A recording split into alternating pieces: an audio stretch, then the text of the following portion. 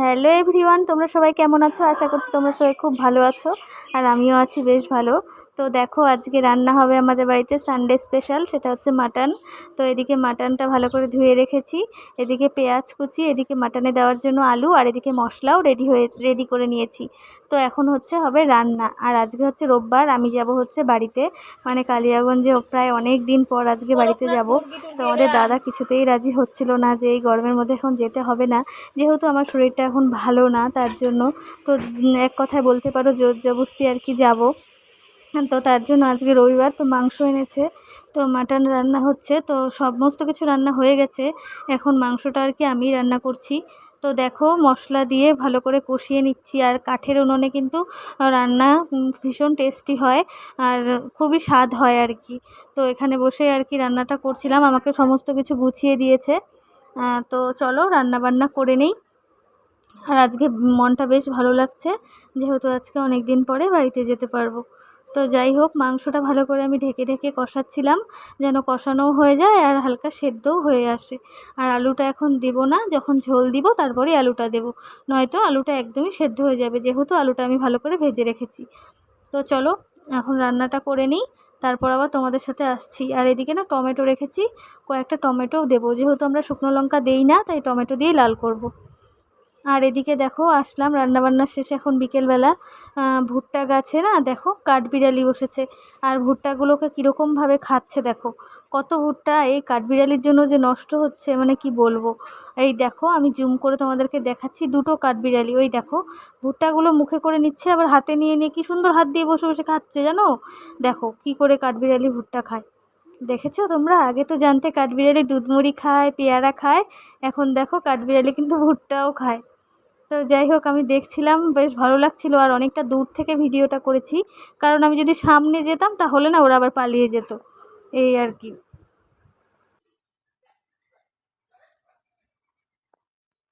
তো বন্ধুরা দেখো, এখন সন্ধেবেলা, আর ছেলে গেছে পড়তে, এখনও আসেনি। আর এদিকে আমি ব্যাগ ট্যাগ গুছিয়ে নিয়েছি, আর এদিকে আমার ওষুধপত্র আর সমস্ত কিছু খাওয়ার, মানে ওই ড্রাই ফ্রুটস, এই হাবিজাবি যেগুলো খাবার থাকে ওগুলো ওই ছোটো ব্যাগটাতে নিয়েছি। আর এই ব্যাগটাতে নিয়েছি জামা কাপড়, বলতে ওই শুধু নাইটি আর ছেলের কটা জামা, কোথাও তো যাব না, তার জন্য আর কোনো ড্রেসও নেইনি। আর এদিকে দেখো রেডি হয়েছি, তো শুধু একটা সুতির এই যে না কুর্তি পরেছি, নাইটি বলছি কেন, কুর্তি পরেছি, আর কিছু করিনি। এখন বসে বসে ওয়েট করছি তোমাদের দাদা কখন ছেলেকে নিয়ে আসবে, তারপর আর কি বেরিয়ে পড়বো। আর এখন বাজে রাত্রি 8টার মতো। তো ছেলের পড়া ছিল জন্য, ছেলে পড়তে গিয়েছিল, তাই একটু লেট হয়ে গেল। আর হচ্ছে তোমাদের দাদা, আমি, ছেলে যাচ্ছি, আর সঙ্গে যাচ্ছে হচ্ছে আমার একটা দেওর, মানে পার্থ, মানে জেঠুর ছেলে। তো তোমাদের দাদা বলল যে আসার সময় তো একা একাই আসতে হবে বাড়িতে, তুমি আর ছেলে তো ওখানে থেকে যাবে, তো আমি আর একা একা আসবো, ভালো লাগবে না, তো সঙ্গে ভাইকে নিয়ে যাই, তার জন্য আর কি নিয়ে যাচ্ছে।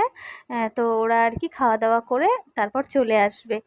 তো চলো, ঠাকুরের নাম নিয়ে এখন বাড়ি থেকে বেরিয়ে পড়েছি, এখন যাচ্ছি। আর এখন ওই 8টা সাড়ে 8টার মতন বাজে, তোমাদেরকে তো বললামই ছেলের বিকেলবেলা পড়া ছিল, তারপরে আর্ট ছিল, ওগুলো ফালতু ফালতু নষ্ট করে কী লাভ। আর তোমাদের দাদার একটু কাজও ছিল, তো ওইগুলো সেরে টেরে ফাঁকা হয়ে এখন আমাকে আর কি দিয়ে আসছে।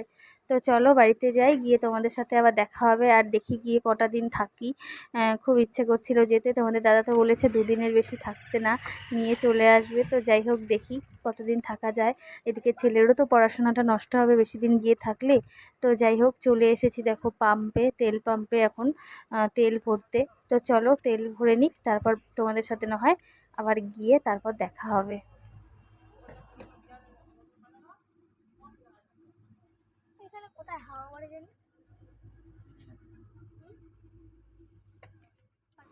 তো এদিকে দেখো, আমরা কিন্তু কালিয়াগঞ্জে চলে এসেছি।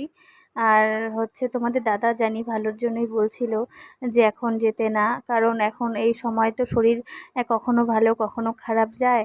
রাত্রিবেলা বলতে পারো যে ঘুম হয় না, তো প্রচণ্ড পা ব্যথা করে, তোমাদেরকে তো এর আগে বলেছিলাম।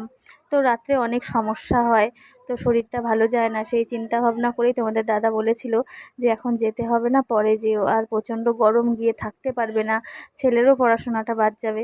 তো যাই হোক, জোর জবরদস্তি এসেছি, জানি আমার ভালোর জন্যই বলেছে।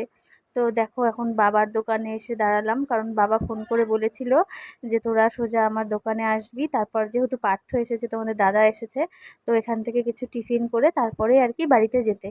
তো চলে এসেছি বাবার দোকানে, আর এখন অনেকটাই রাত্রি হয়ে গেছে, ওই 8:40 কি 45 বাজে। তো বললাম বেশি কিছু খাবো না, তো তার জন্য বাবা আর কি অল্প কটা করে মোমো দিয়েছে, চিকেন মোমো, ওই 5টার মতো হবে হয়তো। তো এই মোমোটাই খাবো। আর পার্থকে বললো কি খাবা তুমি, তো ও বলছে আমিও মোমো খাবো, এসো তোমার দোকানের, অন্য কিছু খাবো না, অন্য দিন খাবো। তো যাই হোক, এই যে দেখো তোমাদের দাদাও নিয়ে এসছে, পার্থ আর এই যে ছেলে, কিন্তু ছেলে কিছুতেই মোমো খাবে না, ও খাবে হচ্ছে চাউমিন। তো যাই হোক, ওকে বাবা চাউমিন বানিয়ে দিচ্ছে। তো চলো এখন এখান থেকে খেয়ে টেয়ে বাড়ির দিকে রওনা দেবো। তো দেখো বাড়ির সামনে আসার কথা, এই যে সবাই দাঁড়িয়েছিল, মাসি মামি টামিরা, তো একটু কথা বললাম। আর এই যে এখন দেখো বাড়িতে এসে ড্রেস চেঞ্জ করে এখন একটু বসে পড়েছি ফ্যানের নিচে, প্রচণ্ড গরম লাগছিল জানো না। আর এদিকে মা রান্না করছে। তো সকালবেলা বাবা ফোন করে বলেছিল কি খাবি, তো বলেছিলাম আমি খাবো হচ্ছে মুড়ি ঘন্ট। তো বেশি করে মুড়ি ঘন্ট রান্না করেছে, খাসির মাংস, আর তার সাথে হচ্ছে ভাত, পাঁপড় ভাজা আর বেগুন ভাজা। তো ওটা দিয়েই তোমাদের দাদা আর পার্থ খেয়ে চলে গেছে, আর আমিও একটু ওদের সাথে বসে মুড়ি ঘন্ট খেয়েছি, তার জন্য আমার না পেটটা ভর্তি। আমি আর এখন কিছু খাবো না, বাবা আসলে দেখা যাবে। তো এদিকে ছেলে আর মামিও বসে পড়েছে মুড়ি ঘন্ট খেতে, আর মাংস দিয়ে। ওরা আর কি ভাত খাবে না, মুড়ি ঘন্টটাই পেট ভরে খাবে। তো যাই হোক, আমি ভাবছি আর রাতে কিচ্ছু খাবো না, কারণ এসেই খেয়েছি তো পেটটা একদম ভর্তি আছে। তো চলো, ওদের সাথে আর তোমাদের খাওয়া দাওয়াটা শেয়ার করতে পারিনি, ওরা চলে গেছে। তো সবাই ভালো থেকো, সুস্থ থেকো, টাটা।